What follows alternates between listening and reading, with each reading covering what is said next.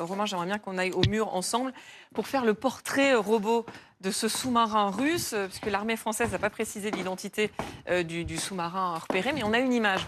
Voilà, cette image qui nous a été fournie par Le Marin, qui est un journal spécialisé dans l'économie maritime. Il s'agit de quel modèle?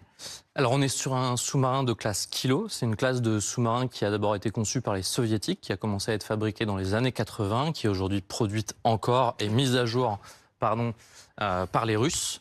On a à peu près une trentaine de bâtiments de ce type-là qui ont été fabriqués. Alors l'essentiel à destination de la flotte russe. Aujourd'hui, il y en a à peu près 18 en service. On est sur une propulsion diesel électrique. L'avantage, c'est que c'est peu coûteux, notamment à entretenir. L'inconvénient, c'est que ça a moins d'endurance que des sous-marins à propulsion nucléaire. Il ressemble au Novorossiysk, qui est un sous-marin russe qui avait sillonné les côtes françaises en janvier dernier. C'est quoi les particularités qu'est-ce qui fait la spécificité de ce submersible? Alors, comme ils sont tous de la même classe, ils se ressemblent beaucoup physiquement. Ouais. Les particularités, on est sur des sous-marins qui sont pilotés par une cinquantaine de personnes. Ils permettent de faire du renseignement, donc de surveiller ce qui peut se passer. Et ils vont permettre aussi de faire de l'attaque, soit avec des torpilles pour aller attaquer des navires, soit avec des missiles de croisière qui vont permettre là de frapper des cibles au sol.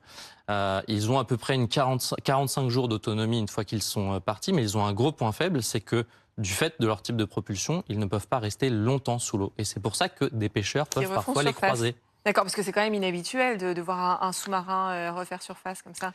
Alors effectivement, vous et moi, on peut se dire que croiser des sous-marins, normalement, c'est pas commun. Effectivement, ce que dit la préfecture maritime à nos collègues de 20 minutes, c'est qu'en fait, des sous-marins de ce type-là, des kilos, ça arrive quand même régulièrement. Il y a le cas donc, que vous avez cité en janvier dernier, il y a ce cas-ci.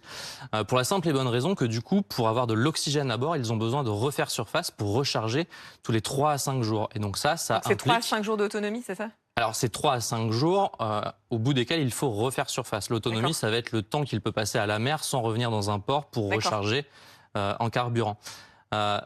Une fois qu'ils sont sous l'eau, ça reste des bâtiments qui sont très discrets, très silencieux, donc ils représentent quand même un vrai souci, une vraie préoccupation, notamment pour la marine nationale, mais aussi pour les Britanniques, les Belges et les Néerlandais qui les surveillent de près dans cette zone-là.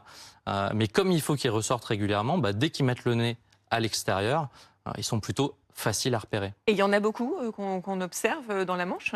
Alors toute cette zone-là, c'est un vrai boulevard de sous-marins en général. Il y a régulièrement même des accrochages où des sous-marins se rentrent dedans les uns dans les autres. Le plus marquant, c'est en 2009 où 2 sous-marins nucléaires lanceurs d'engins. Pourquoi c'est marquant? Parce que c'est des bâtiments, là pour le coup, très sensibles, qui portent des armes nucléaires, ce qui n'est pas le cas des sous-marins Kilo. Un Français et un Britannique qui, à proximité de cette région-là, se sont un petit peu carambolés. Mmh. Et vous disiez tout à l'heure, voilà, on les observe quand ils refont surface. Mais sinon, est-ce qu'on a des moyens de les détecter?